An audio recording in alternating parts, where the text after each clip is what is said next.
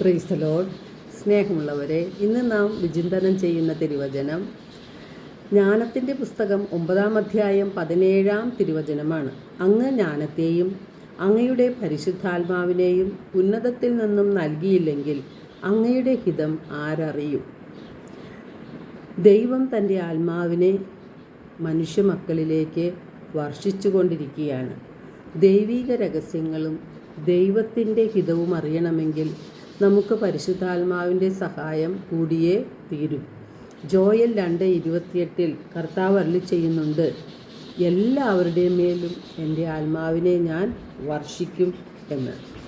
പൂർവകാലങ്ങളിൽ പ്രവാചകന്മാർ വഴി വിവിധ ഘട്ടങ്ങളിലും വിവിധ രീതിയിലും ദൈവം നമ്മുടെ പിതാക്കന്മാരോട് സംസാരിച്ചിട്ടുണ്ട്. അവസാന നാളുകളിൽ തൻ്റെ പുത്രനായ യേശു വഴി ദൈവം നമ്മോട് സംസാരിച്ചു. എന്നാൽ ഇപ്പോൾ പരിശുദ്ധാത്മാവ് വഴിയാണ് ദൈവം നമ്മോട് സംസാരിക്കുന്നത്.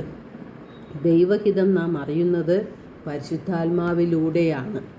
റോമ 5:5 തിരുവചനം പറയുന്നു, ദൈവത്തിൻ്റെ സ്നേഹമാണ് പരിശുദ്ധാത്മാവ്. നമുക്ക് നൽകപ്പെട്ടിരിക്കുന്ന പരിശുദ്ധാത്മാവിലൂടെ ദൈവത്തിൻ്റെ സ്നേഹം നമ്മുടെ ഹൃദയങ്ങളിലേക്ക് ചൊരിയപ്പെട്ടിരിക്കുന്നു. അപ്പോൾ ദൈവത്തിൻ്റെ ചിന്തകൾ ഗ്രഹിക്കുവാനും ദൈവത്തിൻ്റെ നിഗൂഢ രഹസ്യങ്ങൾ അന്വേഷിച്ച് കണ്ടെത്തുവാനും കഴിയുന്നത് പരിശുദ്ധാത്മാവിന് മാത്രമാണ്. അതുകൊണ്ടാണ് വിശുദ്ധ പൗലോസ് ശ്ലീഹ നമ്മോട് പറയുന്നത്, ആത്മാവിൻ്റെ പ്രേരണയനുസരിച്ച് ജീവിക്കുവിൻ എന്ന്. നമ്മുടെ ജീവിതത്തെ നാം ആത്മശോധന ചെയ്യേണ്ട സമയമാണിത്. നാം ആത്മാവിൻ്റെ പ്രേരണയനുസരിച്ചാണോ ജീവിക്കുന്നത്? ദൈവഹിതപ്രകാരമാണോ നാം ജീവിക്കുന്നത്? നമ്മുടെ ചിന്തയും വാക്കുകളും പ്രവർത്തനങ്ങളും എപ്രകാരമുള്ളതാണ്? ദൈവം നൽകിയ മാതാപിതാക്കളെ, ജീവിത പങ്കാളിയെ, മക്കളെ, സഹോദരങ്ങളെ, അയൽക്കാരെ നമുക്ക് ആത്മാർത്ഥമായി സ്നേഹിക്കുവാൻ കഴിയുന്നുണ്ടോ? നമ്മെ വേദനിപ്പിച്ചവരോട് ക്ഷമിക്കുവാനും അവർക്ക് വേണ്ടി നന്മകൾ ചെയ്യുവാനും നമുക്ക് കഴിയുന്നുണ്ടോ?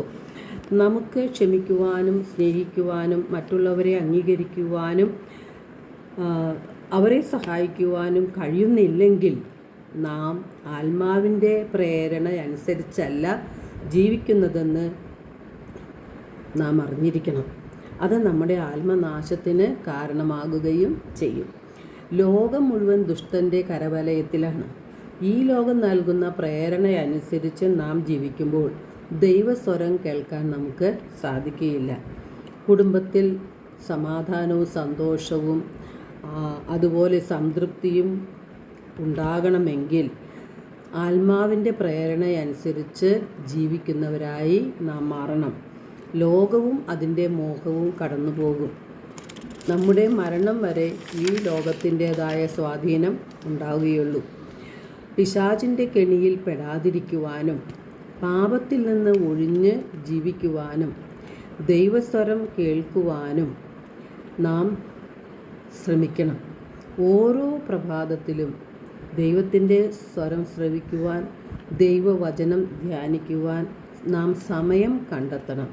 എല്ലാവർക്കും സമാധാനത്തിൻ്റെയും സന്തോഷത്തിൻ്റെയും ഒരു നല്ല ദിനം ആശംസിക്കുന്നു. ദൈവം നമ്മെ ഓരോരുത്തരെയും സമൃദ്ധമായി അനുഗ്രഹിക്കട്ടെ.